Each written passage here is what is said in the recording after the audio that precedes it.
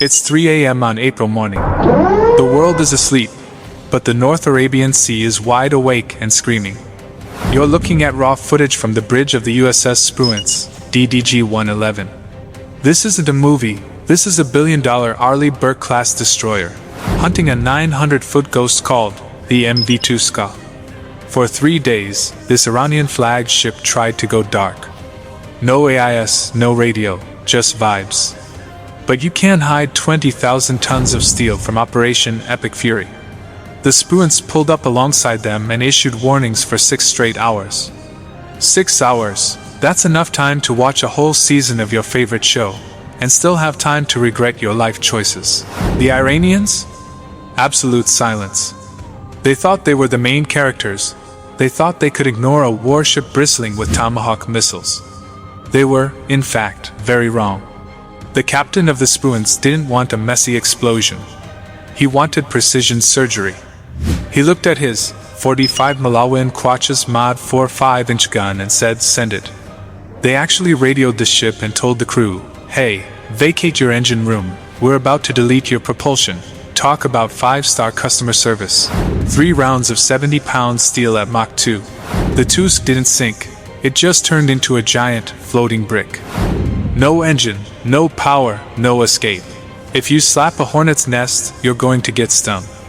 On April 22nd, the Islamic Revolutionary Guard Corps, IRGC, launched a tantrum. They didn't target the Navy. They aren't that suicidal. Instead, they went after the soft targets, the MSC Francesca and the Epaminondas. Imagine you're a merchant sailor just trying to deliver cargo and go home. Suddenly, 30 fast attack boats, those tiny, angry Iranian gunboats, surround you like piranhas. They fired RPG-7s and PKM machine guns at the bridge of the Epaminondas.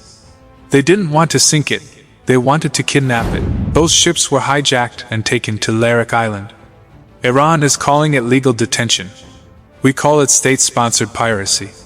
This is the definition of getting worse. We disabled their engine, so they kidnapped our crews. The escalation ladder is being climbed so fast the rungs are starting to melt.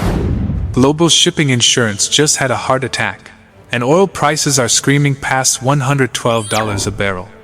The world economy is currently holding its breath, and it's turning blue in the face. But while the sailors were high-fiving, the real war was happening in D.C. April 22nd, the Secretary of the Navy, John Phelan, was ordered to clean out his desk and leave the Pentagon immediately. The timing is suspicious. You don't fire the boss of the Navy right when he's winning a blockade. Unless he wasn't fired for losing. He was fired for what he was building. Enter the Golden Fleet Project. Phelan was obsessed with collaborative autonomy, building thousands of shadow ships, AI-controlled missile platforms that can swarm an enemy. The Pentagon brass, they hated it. They wanted to stick to the old ways. More carriers, more pilots, more traditional power.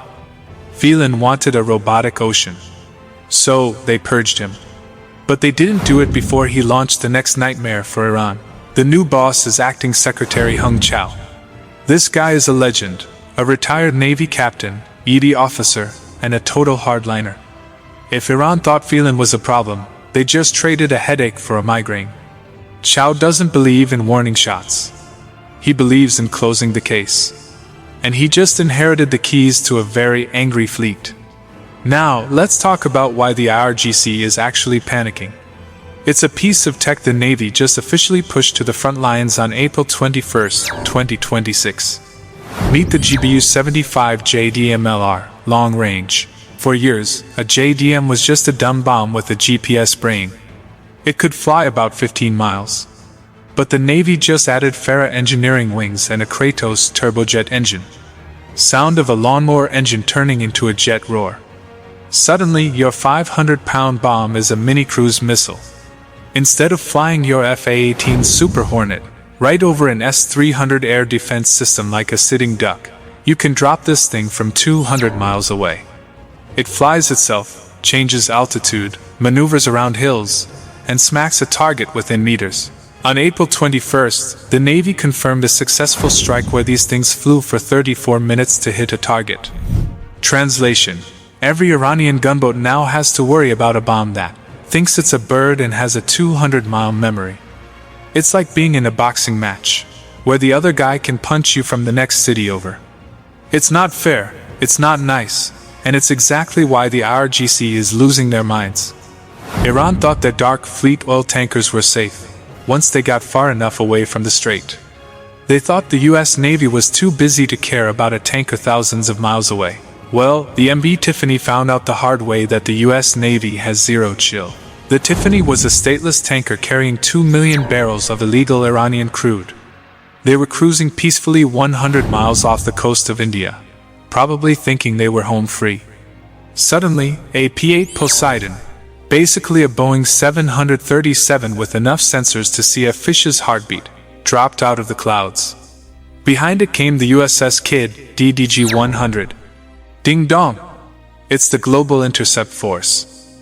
We notice you're carrying some spicy Iranian crude. Can we have a look? The Navy deployed a VDSS team and took the ship without incident. The message is simple. The wall of steel isn't just a line at the Strait of Hormuz. It's a global net.